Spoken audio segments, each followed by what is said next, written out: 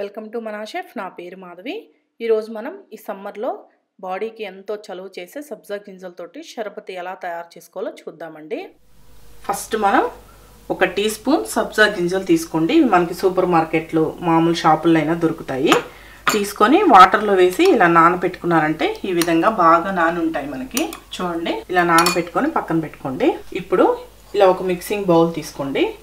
దీంట్లో ఈ సబ్జా గింజలు మనం ఆల్రెడీ నానబెట్టుకున్నాం కదా, ఇవి వేసుకోవాలి. ఒక 10 నిమిషాల ముందు నానబెట్టుకున్నారంటే మనకి బాగా నాని ఉంటాయి. దీంట్లోనే షుగర్ పౌడర్ అయితే మనకి తొందరగా కరిగిపోతుందని నేను పౌడర్ చేసుకున్నాను.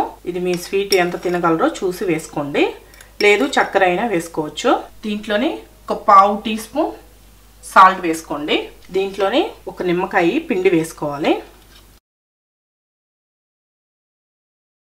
దీంట్లోనే ఒక 2 గ్లాసులు వాటర్ యాడ్ చేసుకోండి.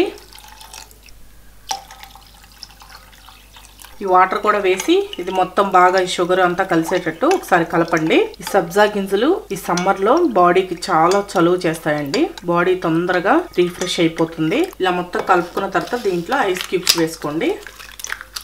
ఇలా ఈ ఐస్ క్యూబ్స్ కూడా వేసుకొని కలిపి గ్లాసుల్లో పోసుకొని సర్వ్ చేసుకుంటే సరిపోతుంది.